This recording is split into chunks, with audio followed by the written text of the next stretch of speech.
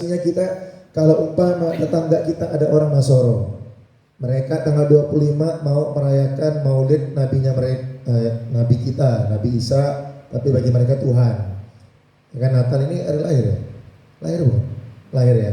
Lahir bagi mereka.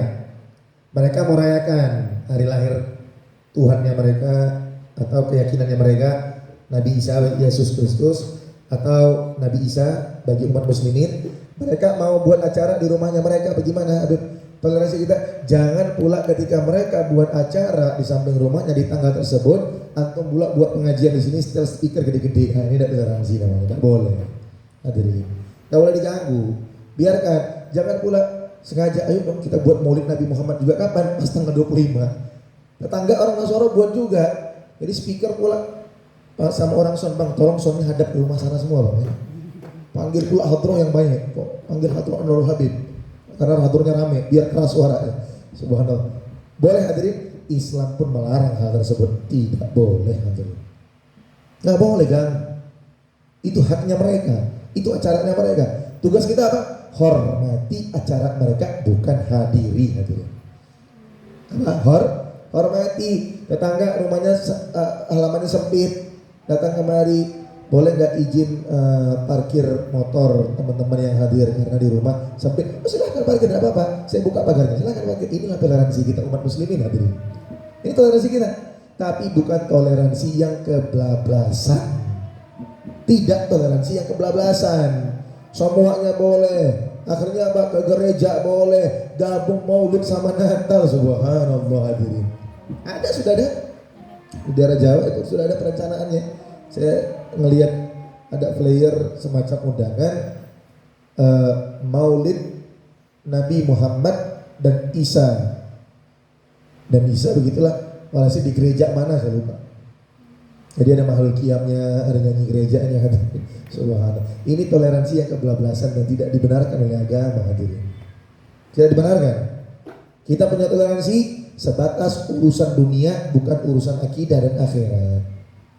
Ngucapin Habib, ada beberapa pendapat ulama memang, tapi kita di Aceh tetap kita pegang bahwasanya tidak boleh mengucapkan selamat Natal kepada saudara kita yang bukan muslim hadirin. Terus gimana nanti gak enak sama dia? Cukup bilang bahwasanya saya hari ini Natal, mama dia bilang, oh silahkan, semoga acara kamu sukses. Sudah begitu saja. Semoga acara yang kamu anut itu sukses dan berjalan dengan lancar, insya Allah. Sudah. Tidak perlu harus kemudian tahniah tidak perlu. Walaupun juga ada ulama yang berpendapat dari kalangan mazhab Syafi'i juga yang membolehkan, tapi kita pegang ulama Aceh, kita tinggal di Aceh, kita pegang anut apa yang telah diberitahukan oleh para ulama kita. Ulama kita melarang jangan pakai pandai-pandaian hadirin, ya, jangan pakai pandai-pandaian. Terus ada yang di luar sana yang membolehkan gimana? Cukup sebagai ilmu yang kita letakkan di dada. Gimana letakkan di dada? Kalau umpama ada nanti ternyata saudaramu yang di Jakarta mengucapkan sama orang lain, maka jangan engkau kafirkan saudaramu karena ada ulama yang bolehkan.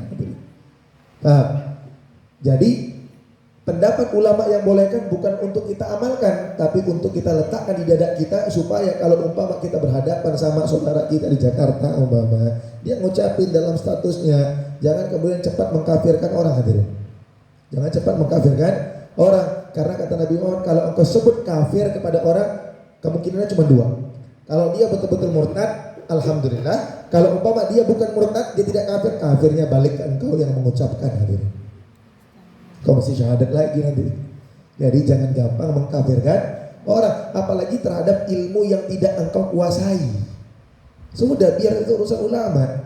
Urusan saya apa? Urusan saya nggak mengucapkan karena ulama saya mengatakan tidak boleh, sudah. Oh ada saudara, itu ada fulan mengucapkan, wallahu a'lam, saya tidak tahu, saya tidak punya ilmu di situ. Begitu ya, jangan pintar-pintaran akhirnya ngafir-ngafirkan orang. Tidak boleh, ilmu luas. Tapi kalau tanya sama saya, Habib boleh? Tidak boleh. Hukumnya haram hadirin. Ya, jadi toleransi kita punya batasnya, tidak kebablasan hadirin ya. Tidak kemudian ikut-ikut pakai buat status topi-topi Santa ya, atau kemudian saya kasihan Habib, tetangga saya mau rayakan tapi tidak punya uang. Saya tidak ikut rayakan Habib, tapi saya belikan pohon Natalnya saja Habib. Ya sama saja, ya tidak boleh ya. Jadi kamu coba ya parkiran boleh silakan, tetangga minjem ambal silakan kasih. Apakah jadi dosa? Ya tidak hadirin, tidak jadi dosa hadirin. Karena ini kan bab sosial, bab kemanusiaan. Karena apa? Nabi juga dulu ketika ada orang Yahudi sebelah rumah buang sampah di tempat Nabi, dia sakit, Nabi malah buatin sop, malah kasih sop nyembuhin orang Yahudi sakit hadirin. Nabi juga orang toleransi, Islam paling toleransi, tapi Nabi tidak pernah kemudian ikut acara-acara mereka hadirin. Ya, begitu. Jadi kurang lebihnya begitu. Maka terkait ucapkan hari ibu bagaimana? Saya megang pendapatnya Ustadz Mulia Ustadz Abdul Somad, beliau mengatakan tidak boleh karena itu ada tersyabuh kepada orang-orang Yahudi dan Nasoro, karena mereka cuma sayang sama orang tua ya di tanggal 22 saja hadirin. Hari lain enggak. Kayak kalau kita enggak. Kita sayang sama orang tua karena kata Imam Ibn Abbas, hari ta'wilnya Nabi Muhammad, beliau mengatakan bahwasanya ada 3 hal yang telah digandeng di dalam Al-Quran enggak boleh dipisahin. Apa itu? Yang pertama wa aqimus shalah wa atuz zakah. Ati Allah wa ati Rasul. Taatlah kalian kepada Allah dan taatlah kepada Rasul. Maka tidak akan diterima kalau cuma taat kepada Allah kemudian tidak taat kepada Rasul. Kemudian wa aqimus shalah wa atuz zakah.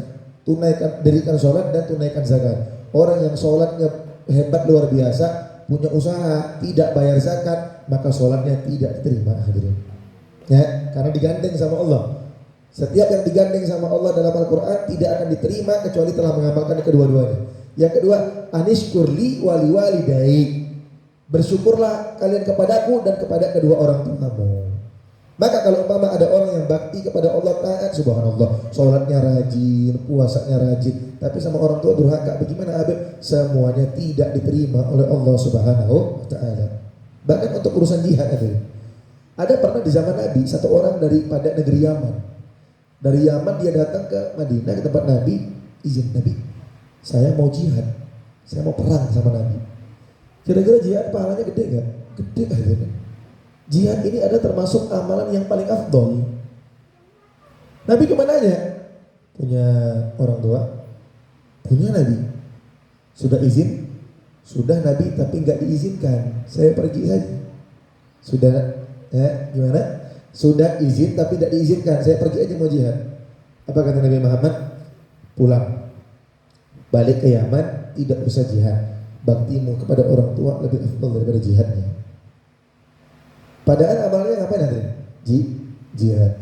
Dan ini biasa problem yang sering dialami oleh anak-anak gadis muda yang ingin belajar ilmu agama, tapi kadang-kadang orang tuanya nggak izinkan.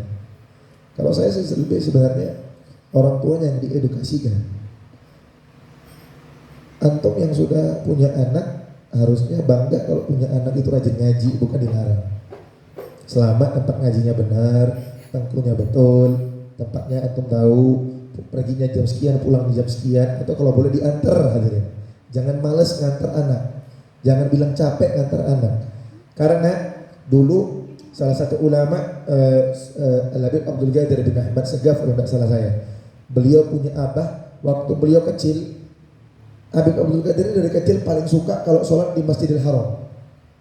Tapi kata abahnya, kalau abah mau sholat, ya bentar tunggu abah, abahnya nganterin. Tidak pernah diizinkan anaknya ke masjid tanpa diantar. Sampai ulama lain katakan, Habib, anakmu ini mau ke masjid, ngapain dikeraskan kali? Kalau umpama abahnya ada di rumah tidak boleh ke masjid. Boleh ke masjid kalau abah yang antar. Kalau abah tidak antar tidak boleh ke masjid. Tapi ulama lain terlalu keras sama anak. Anakmu ini mau ke masjid, bukan mau ke diskotik. Kata Habib, kata abahnya beliau, nah saya tahu anak saya ke masjid, masjidnya baik. Tapi perjalanan ke masjidnya ini yang saya ragukan. Subhanallah. Para ulama, yang saya ragukan bukan masjidnya, tapi dari rumah ke masjid. Dia bisa lihat ya maksiat, bisa dengar orang gibah, bisa dengar lihat perempuan mungkin yang buka aurat segala macam. Itu yang saya tidak kepengen. Saya pengen jaga dia kalau boleh dari rumah sampai ke masjid semuanya baik. Subhanallah. Maka gak heran kalau jadinya siapa? Jadinya sebesar Habib Abdul Qadir bin Ahmad Segaf wali kutub hadirin. Gak heran karena Makanya orang tua tuh jangan mau capek. Umi ini mau taklim, boleh Umi antar. Jam berapa pulang Umi jemput. Jangan pulang sama orang lain. Atau bilang sama abahnya, abah yang ngantar, abah yang subhanallah. Itu kadang-kadang kita curhat, banyak anak-anak majelis kita curhat. Dia ngaji, kemudian uminya nggak mau ngantar, abahnya nggak mau ngantar, abahnya sudah tidak paham agama, anaknya pergi ngaji, pulang dibilang apa setiap malam keluar kayak kupu-kupu malam. Subhanallah. Malah anaknya dibilang kupu-kupu malam. Hadirin. Perjuangan antum mungkin ngaji tidak seberat mereka. Saya punya anak majelis itu banyak daripada keluarga yang amburadul berantakan blas, berantakan parah, sampai ada yang kabur ke Medan, parah berantakannya. Antum tuh enak, alhamdulillah.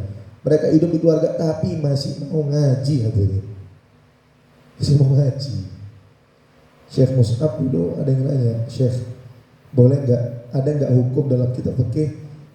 Karena ini anak mu'alaf, ketahuan sama abahnya sholat dua kali, di rotan sampai tidak bisa jalan karena ketahuan sholat. Dia tanya, Syekh, ada nggak hukum dalam Islam yang membolehkan anak Islam sholat dalam kamar mandi? Saking kepengennya sholat, kita masjid luas, tempat ngaji luas. Ini sebenarnya nasihatnya untuk kita. Berapa banyak orang kadang-kadang susah dapat nikmat tersebut, tapi mereka berusaha untuk dapatin nikmat tersebut. Lah kita nikmat tersebut mudah dan sudah diberikan oleh Allah, tapi kita sia-siakan nikmat tersebut. Kita ngaji gampang, ulama banyak, tengku banyak, masjid berlimpah. Orang di luar sana nyari tempat taklim susah. Bahkan disebutkan ada yang bertanya bahwasanya dia kabur daripada rumahnya karena dia udah masuk Islam, orang tuanya tidak ridho. Dia kabur daripada rumahnya supaya bisa tenang sholat dan pergi majelis taklim. Dia tanya, apakah saya durhaka sama orang tua? Masih dipikir orang tuanya. Apakah durhaka? Tidak durhaka. Karena Allah Ta'ala mengatakan bahwasanya dalam Al-Quran, kalau umpama orang tua kita menyuruh kita untuk melanggar perintahnya Allah, maksiat kepada Allah, fala tuti'huma, jangan ditaati. Tapi jangan diputus ayatnya. Wasahibhuma, dan temanilah mereka, gaulilah mereka, temanilah mereka, bersosialah mereka dengan akhlak dan berbakti, tetap berbakti kepada mereka. Sudah kabur dari rumah, bagaimana dia mau berbakti? Kan nggak mungkin balik ke rumah, udah pasti diusir. Gimana? Tetap pakai handphone. Umi, abah sehat, udah makan Umi. Walaupun dijawab dengan makian, biarkan dimaki sama orang tua, enggak apa-apa. Yang penting kita tetap sama Allah kita jaga, sama orang tua kita jaga, hadirin. Jadi sampai segitunya haknya Allah Subhanahu wa taala. Haknya orang tua itu diperhatikan sama Allah, sampai walaupun orang tua nyuruh untuk berbuat yang tidak baik, tetap disuruh bakti, hadirin. Tidak boleh jelekkan orang tua. Sebenci apapun, seburuk apapun orang tuamu, baik perbuatan orang tuamu, saya yang curhat sama saya rame. Tapi orang tua saya begini. Kalau tanya sama saya, kita manhaj habaib dari Hadramut. Kalau antum yakin para habaib cucu Nabi Muhammad memegang akidah yang benar daripada datuk kami salaf kami sampai kepada baginda Nabi Muhammad yang kami memikul silsilah zahabiyah, kata ulama, daripada saya ngambil daripada cucunya Rasulullah, sanad saya daripada cucu Rasulullah sampai kepada baginda Nabi Muhammad tidak terputus, hadirin. Kalau antum yakin tidak ada satupun guru kami yang membenarkan untuk durhaka sama orang tua apapun keadaannya. Kalau antum mau cari pembelaan kepada kami yang alumni Hadramut, murid daripada Sayyidina Habib Umar, percuma, hadirin. Seberat apapun, seburuk apapun orang tuamu, tetap kami diajarkan bakti sama orang tua dengan caranya masing-masing, hadirin. Maknanya bakti sama orang tua tidak mesti harus kemudian kita seperti tadi kabur dari rumah, boleh hadirin, untuk menjaga haknya Allah. Tapi tetap SMS, abah sehat, kau ini anak kurang ajar, tidak kuanggap anak. Semoga Allah diberikan kesehatan oleh Allah. Sudah begitu, hadirin. Kita manhaj para habaib tidak pernah ada yang izinkan satu orang pun dibenarkan untuk lawan orang tua, tidak ada, hadirin.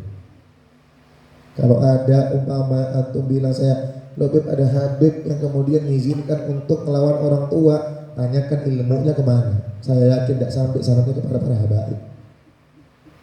Kami ditekankan keras sama guru-guru kita, hadirin. Sampai kita sebutkan, saya pernah ceritakan yang tidak salah, bahwasanya kita tuh di Hadramut pulang itu paling susah izin. Kalau sudah mondok di Hadramut paling susah izin. Paling gampang izin Habib, Umi suruh pulang, itu siapapun guru kami tetap ya sudah pulang. Paling tidak bisa dengar kalimat kalau sudah Umi yang suruh, hadirin. Inilah level bagaimana akhlak ulama kita di Hadramut, guru-guru kami di Hadramut. Kalau Habib saya pulang mau kawin nanti, apa kawin? Kawin di sini. Habib saya, tapi kalau Habib Umi sakit disuruh pulang, besok pulang. Gak pakai nanya, hadirin.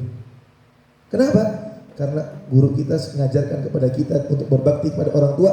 Mereka juga menunjukkan sikap mereka agar kita tidak durhaka sama orang tua. Uwais Al-Qarni, tabi'in mulia, sayyidun tabi'in, pimpinan para tabi'in, hidup di zaman Nabi. Harusnya bisa jumpa sama Nabi, harusnya bisa jadi sahabat. Jarak dari Yaman ke Mekah itu dekat, hadirin. Kalau zaman dahulu orang pakai onta. Sudah mau izin, Uminya bilang mau kemana? Wis, mau jumpa Nabi, Umi. Nabi loh ya, jumpa Nabi nih.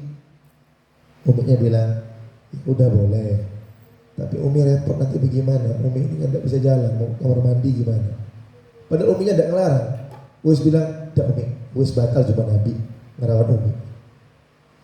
Wis batal jumpa Rasulullah, ngerawat Umi. Apakah disia-siakan Anda? Tidak ngerasa Allah.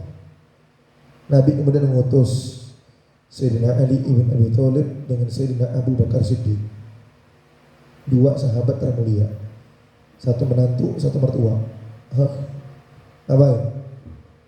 Nabi pesan cari orang yang namanya Uwais Al-Qarni di Yaman, minta doa sama dia. Minta doa sama Uwais. Yang minta siapa? Tidak ragu hadirin. Sayyidina Abu Bakar sama Sayyidina Ali jauh lebih mulia daripada Uwais Al-Qarni. Jauh. Tapi ada orang yang bakti sama orang tua dan disia-siakan sama Rasulullah. Rasul bilang, Abu Bakar, Ali, minta doa sama Uwais. Minta supaya Allah Ta'ala ampunkan dosa kalian berdua sama Uwais. Karena apa? Karena baktinya kepada orang tua sampai disebutkan oleh baginda Rasulullah, Uwais rajul ma'rufun fis sama majhulun fil ardh. Uwais laki-laki yang tidak ada satupun di muka bumi ini kenal siapa Uwais, tapi di penduduk langit para malaikatnya Allah semuanya tahu siapa Uwais Al-Qarni. Gak viral di dunia hadirin, tapi di akhirat semua orang tahu siapa Uwais Al-Qarni hadirin.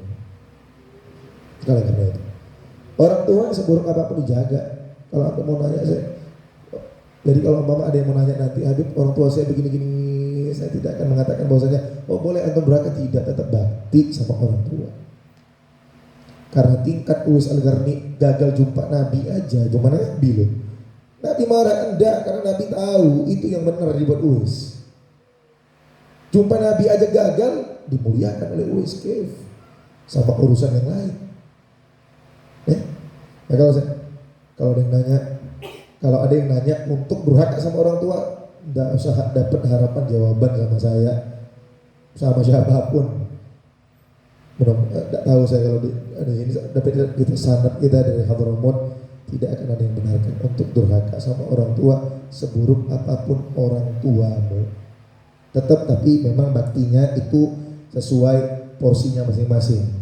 Tidak sama bakti kepada orang tua dengan orang tua yang memang support sama orang tuanya atau sama orang tuanya memang jahat. Tidak, cara baktinya memang. Tapi tidak ada celah untuk durhaka sama orang tua, tidak ada. Akhirnya mudah-mudahan kita punya orang tua dijaga oleh Allah Subhanahu wa taala. Kalau ada orang tua kita tidak baik, diberikan hidayah oleh Allah Subhanahu wa taala. Kita punya kekuatan doa yang luar biasa kepada Allah Subhanahu wa taala. Hari ini tidak baik, besok jadi baik. Tidak ada yang mustahil sama Allah Subhanahu wa taala selama minta sama Allah ya. Mudah-mudahan dikabulkan oleh Allah Subhanahu wa taala. Mudah-mudahan semua yang hadir dijadikan anak yang berbakti kepada orang tua, diizinkan oleh Allah, dipanjangkan umur orang tua kita, umi kita, supaya makin lama kita bisa bakti sama orang tua kita. Karena itu pintu kebaikan yang ada di dunia. adik yang muda-muda kalau mau cepat sukses, naik kelas, mudah hafalan, mudah belajar, jangan lupa setiap mau pergi sekolah cium di bawah telapak tangan Umi. Jangan ini aja, cium di bawah. Ini cara yang benar, bukan di pipi. Hidungmu bukan di pipi, di sini. Ya, hidungmu bukan di sini. Ingat, ya. Salam sama orang tua, cium tangan depan, cium tangan bawah. Kalau mau balik lagi lebih afdol, cium. Pergi sekolah, insya Allah engkau murid paling bodoh, tapi ketika besar engkau paling sukses, paling kaya. Gak pakai amin. Saya nggak perlu aminnya, atau memang jaminan dari Allah kok. Antum nggak perlu amin kan? Antum buat begitu saja. Habib saya ranking selalu paling akhir di kelas. Tidak apa-apa, buat saja. Ingat saja yang saya suruh. Kalau nggak percaya, jumpa sama saya 10 tahun, 20 tahun akan datang lagi. Kamu orang paling sukses di Aceh. Tidak perlu diaminkan, tidak perlu, karena memang jaminan dari Allah. Itu termasuk hal-hal yang tidak perlu doa, hadirin. Cukup amal saja sudah jadi jaminan engkau sukses. Sukses dunia akhirat. Ingat ya, mau rumah cium. Berkahnya di sini. Karena apa? Umikmu megang wajah di sini. Umikmu nyuci baju pakai ini. Umikmu nyari uang pakai ini. Umikmu, abahmu, walid, ayah, ini banding dua pakai telapak tangan. Maka ini yang paling berkah kata ulama. Ini cium sedalam-dalamnya, berkahnya luar biasa. Nggak punya orang tua lagi gimana Habib? Setiap hari habis sholat itu doakan orang tua. Disebutkan bahwasanya dalam satu riwayat kitab Allah saya lupa nama kitabnya. Yang saya ingat kalamnya, siapa orang yang sholat 5 waktu, maka dengan sholat 5 waktunya dia telah bersyukur kepada Allah, telah berterima kasih kepada Allah. Dan barang siapa yang mendoakan orang tua setiap habis sholatnya, maka dia telah bersyukur kepada kedua orang tuanya. Hadir. Itu pesan daripada ulama kita. Allahu a'lam bishawab. Ini mau nanya silakan.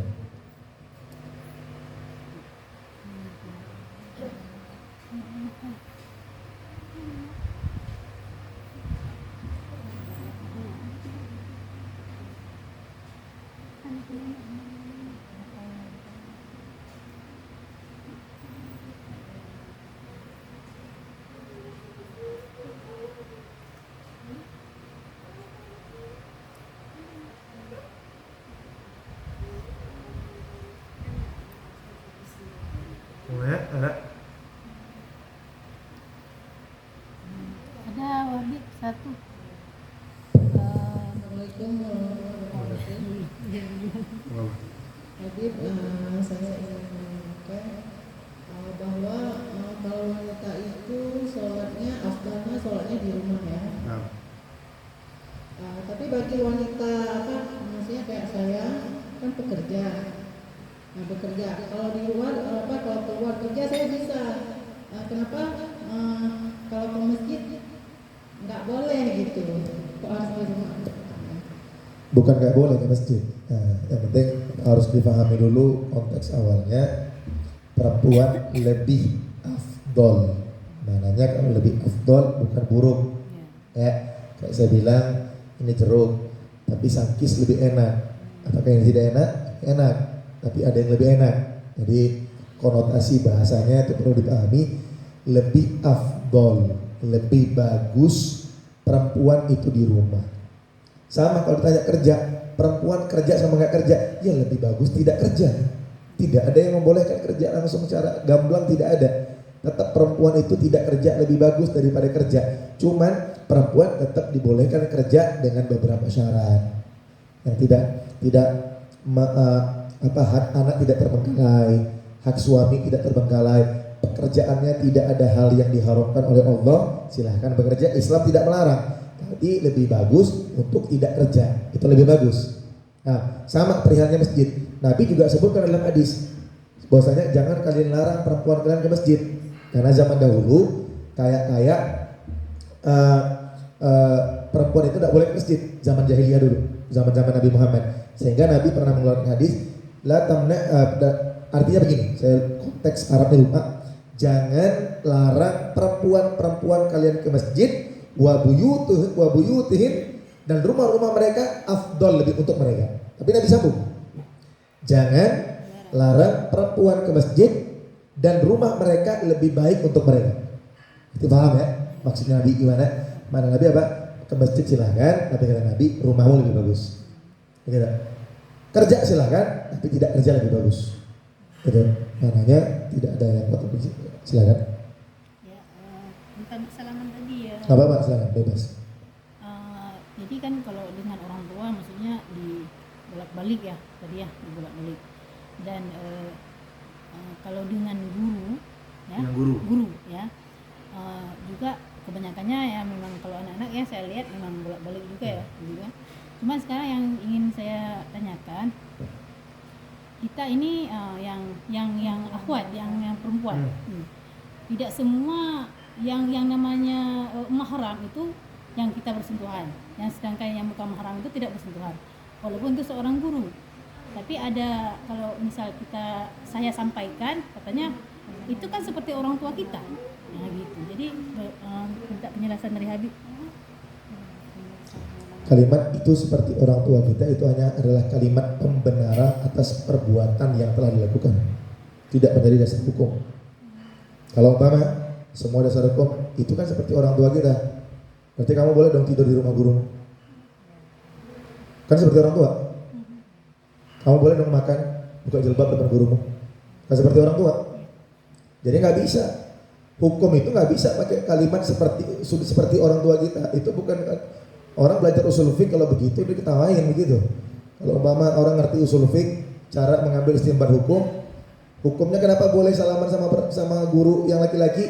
Kan udah seperti orang tua kita. Sekalian aja antum tinggal di rumahnya, antum makan di rumahnya, mandi di rumahnya, tidur di rumahnya, sekalian tinggal aja pindah kakak aja sekalian. Biar banyak anak gurumu.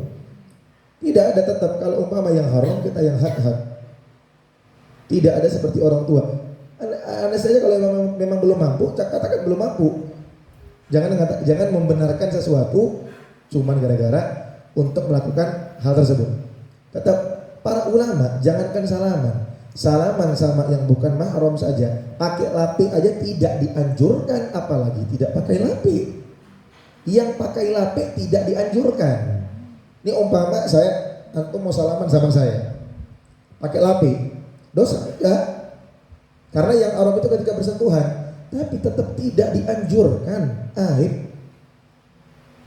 Seorang guru gamblangan begitu, tidak menyalahkan beberapa guru-guru di sini yang salaman, tidak. Tapi yang saya sampaikan adalah hukum.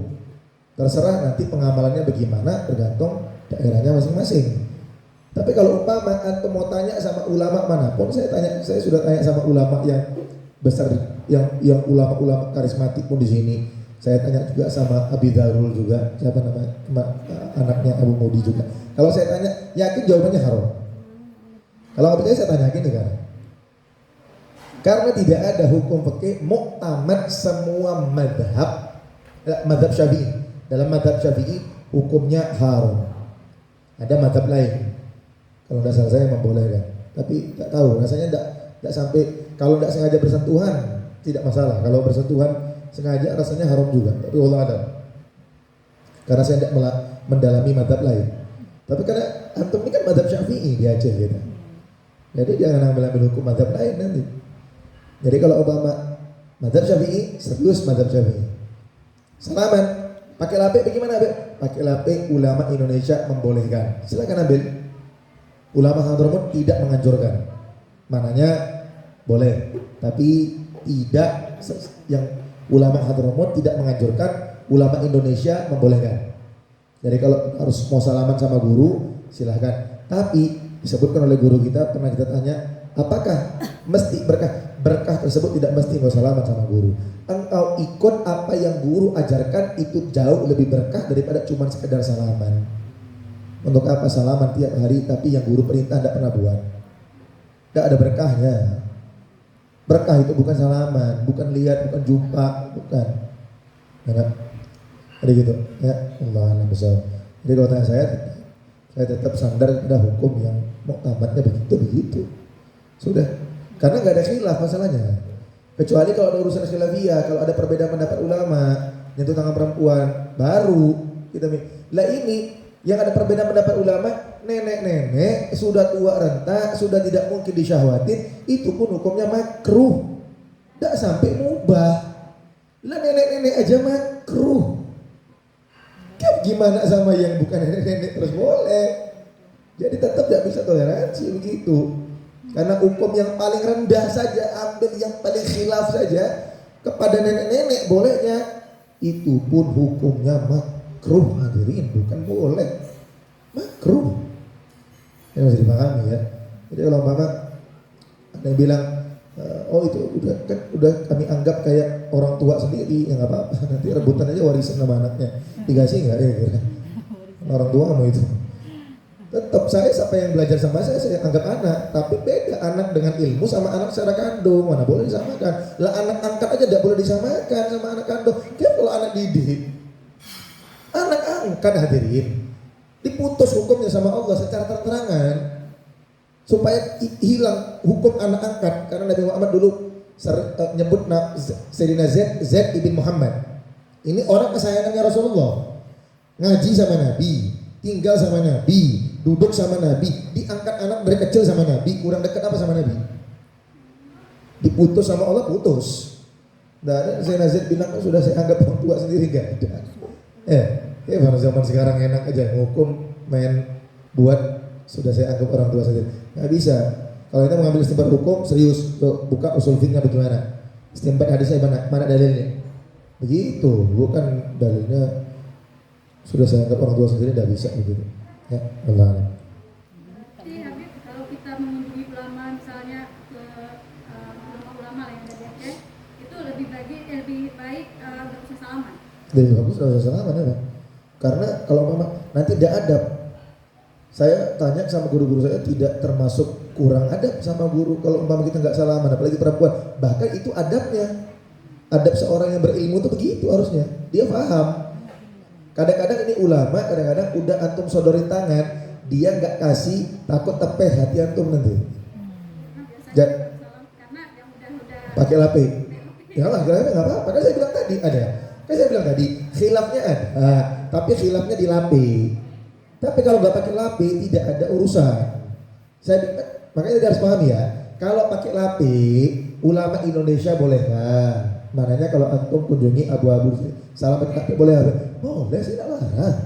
Kan saya bilang ulama Indonesia membolehkan, Mbak Maimun bolehkan, Mbak Maimun Zubair masuk yang bolehkan salaman pakai lapik. Ulama Hadramut tidak menganjurkan.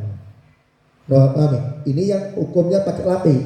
Tapi kalau tidak pakai lapik, cari ulama manapun semuanya haram.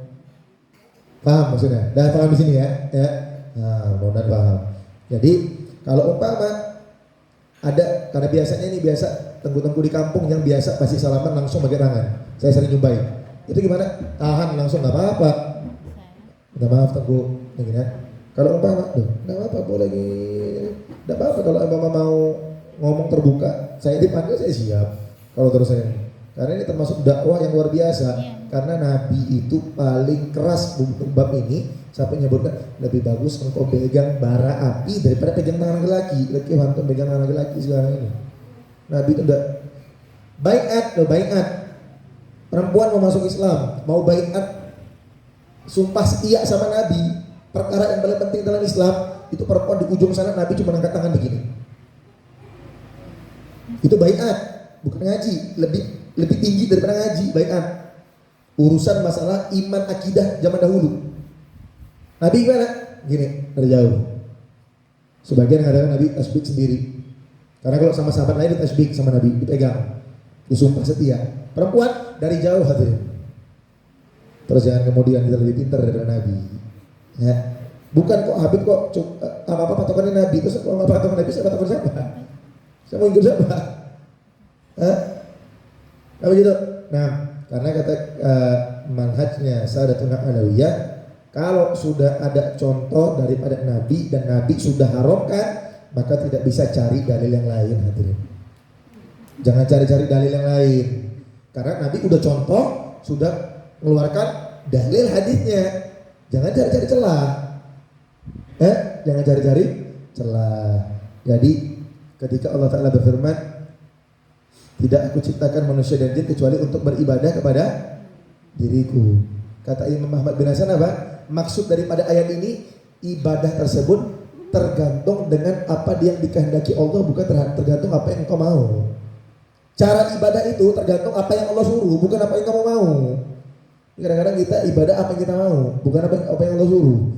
Allah suruh begini, ada nggak kira-kira pendapat ulama yang bolehkan begini? Ya, nyari begitu ya. Ya, usahakan untuk tidak terlalu terbiasa cari-cari pendapat-pendapat yang meringankan, walaupun boleh silahkan.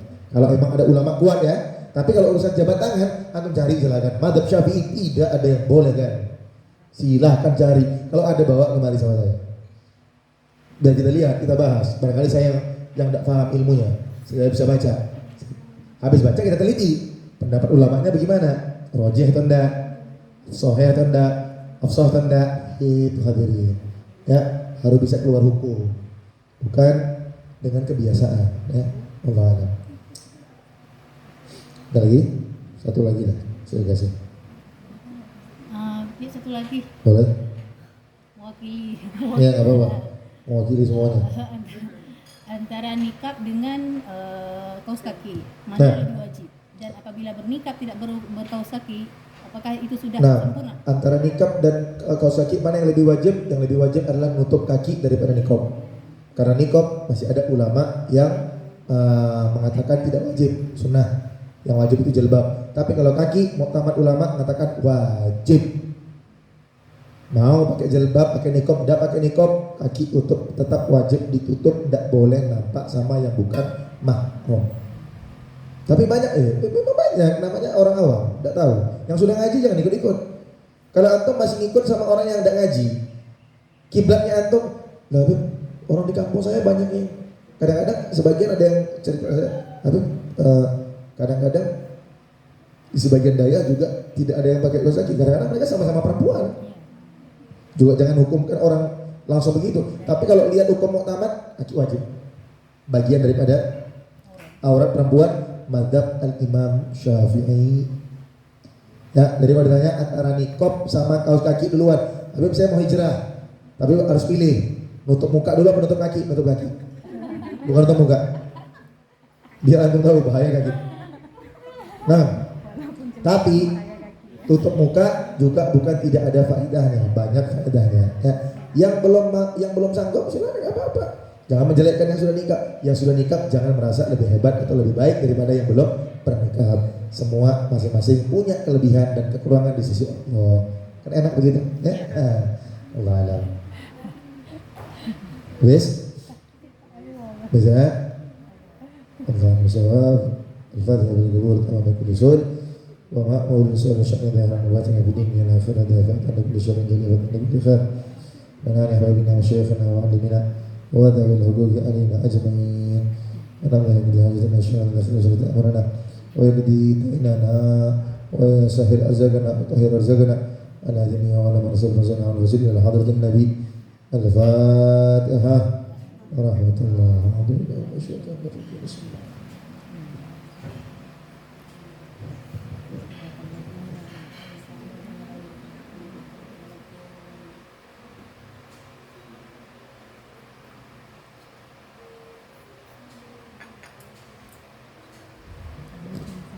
Doa maulid belum kan? Doa maulid udah? Udah? Disambung aja dulu kan. Oh nah, nggak apa-apa. Sudah. Ya, hari nanti ajmain izin karena harus isi maulid, sambung lagi isi maulid. Wallahu a'lam bishawab. Oh nah, untuk haidnya apa yang namanya judulnya yang menarik? Fikih praktis haid. Bagaimana? Al-Mazhab Syafi'i. Nah, Nah, jangan. Faham head sejam. Faham head mazhab Syafi'i sejam. ya harus ada mazhab Syafi'i biar Nah, 1 jam memahami mazhab haid Syafi'i. mazhab Imam Syafi'i.